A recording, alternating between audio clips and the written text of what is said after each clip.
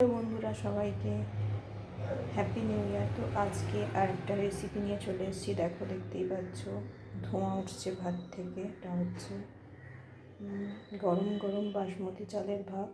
এই দিয়ে আমি ভাতটা সেদ্ধ করে নিয়েছি। এই দিয়ে এবার আমি ফ্রাইড রাইসটা বানিয়ে নেব। তো দেখতে থাকো তোমরা রেসিপিটা। তো দেখো বন্ধুরা, কড়াটা বসিয়ে দিয়েছি। এবার এতে একটু আমি ঘি দিয়ে দেবো।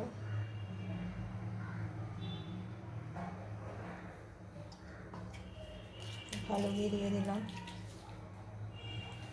এরপরে এতে আমি তেজপাতা,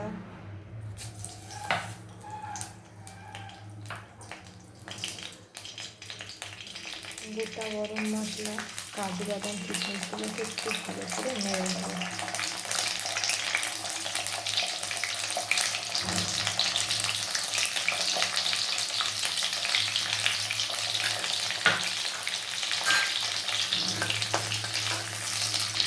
এর সাথেই আমি বিনস আর কড়াইশুঁটিগুলো দিয়ে দেবো।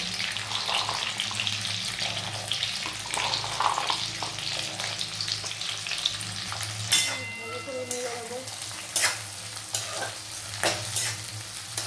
এতে একটু চিনি অ্যাড করে দেবো।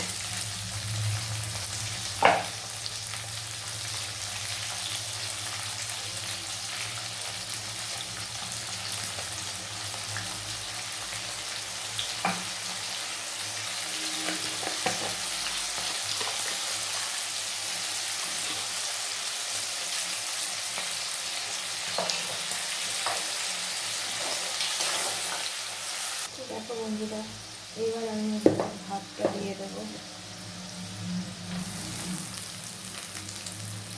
খুব সিম্পলভাবে যেটা করা হয় আমি করি।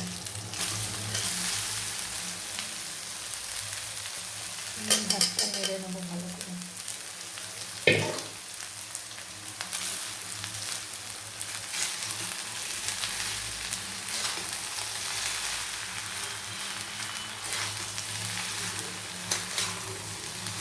শর্ট জলদি খুব সিম্পলভাবে আমি এইভাবেই করি ফ্রাইড রাইস। খেতেও খুব সুন্দর হয়। দেখো বন্ধুরা, ভাতটা আমি নেড়ে নিচ্ছি। এইভাবে বেশি জোরে নাড়লে আবার ভাতটা ভেঙে যেতে পারে, তাই এইভাবে খুব হালকা হাতে আস্তে করে করে এইভাবে উল্টে উল্টে দিচ্ছি আমি। দেখতে পাচ্ছি কত ঝরঝরে হয়েছে ভাতটা। খুব ধীরে ধীরে করতে হবে। হাঁড়িটা আমার ছোটো বলে আমি এইভাবে কড়াই ঢেলে নিয়ে করছি।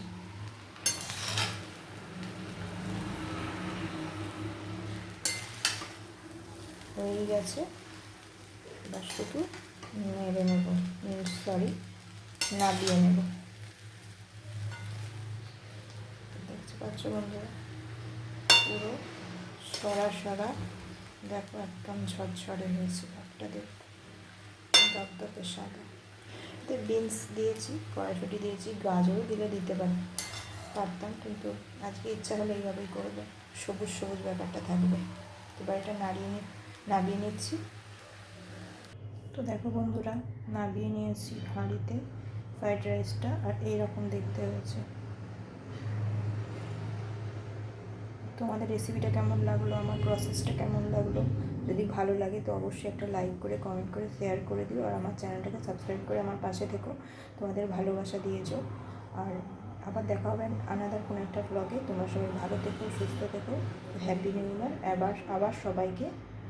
তো আসছি, টাটা।